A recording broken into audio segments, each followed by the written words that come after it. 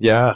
There were a lot of parts of your presentation that felt very much like The Undertaker. Like there's one where you're kneeling in the ring, the lights on you, like that looks a lot like The Undertaker. Yeah, when they presented that to me, they were like, "You're gonna play some mind games." I remember Edge wasn't there that day, so this was like showing representation of Edge just playing mind games with AJ, and they were like, "You're gonna do this," and I was like, "So I got powers?" They're like, "No, it's just you're just messing with them." It was like it's almost as if you planned this. I was like, all right. They were like, so kneel down. And so they're trying to explain to me. I was like The Undertaker.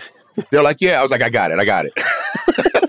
Yeah, you kind of vanished. Yeah. I got sucked out. Like they made there was like a sucking sound. And I just disappeared. It was pretty funny. It's like The Undertaker. Yeah, when people see stuff like that, I know there's some people that's not for everybody's taste.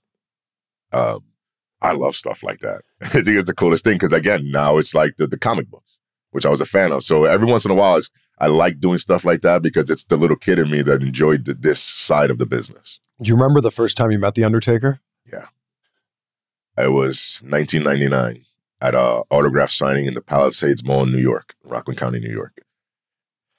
Oh, man. That day I was doing impressions. There was so many people. There was a long line. I was doing impressions of him, and everybody was trying. Everybody's like, "You got to do it to him." And now you got to do it for us. No.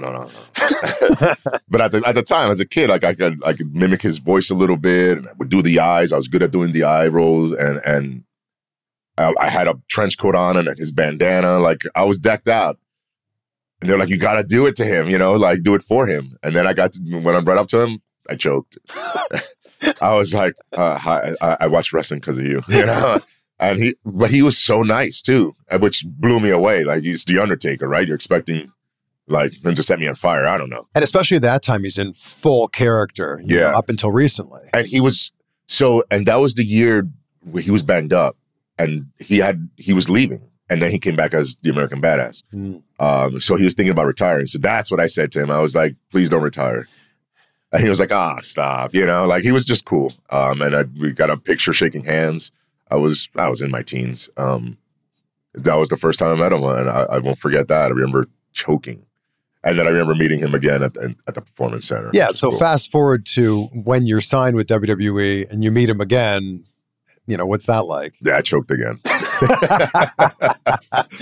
I was like, hi, that's it. Like I couldn't even like, man, what's my name? It was really funny. Like, and he used just a cool man. What a cool dude. He's such a good person too. Yeah, he's such a good dude. And there's nothing fake about him. Like he's like he legitimate badass with swag. Like he just carries himself with such a way that it's cool. Like you see him and you're like, I want to be like that guy. And I was like, I'm glad I looked up to him. Like he's everything I thought he should be, and he was, and it was cool. And then he got to critique my matches, and oh my gosh, oh yeah, and I went on a different day. So the first time I met him at the PC, basically Eddie, the referee Eddie, one of my best friends, this is the best thing. He texted me, he's here, out of the blue. Just he's here. I knew exactly what he meant. I was home. I drove to the Performance Center just to meet him. And then Bloom knows I'm a big Undertaker fan. Is dying laughing. He goes, "You want to say hello?" And I was like, "Yeah." So he brings me over and, of course, embarrasses me, in the introduction. They're like, "Hey, this is one of our fans." That's and I'm like, man. But then later on, like I would go in, like if I knew Taker was going to be in to work with like the big guys, even though and when I mean big guys, it was like Omos, and Babatunde, like all these guys that are close to 7 feet tall. So like I'm small compared to these guys. So I wasn't even invited to the big man class. But I would go and I would, like if he was trying to demonstrate something, and since everybody else was newer, I would be like, yeah, do it to me. And I'd bump or whatever and just show. So it was kind of cool that I got to work with him.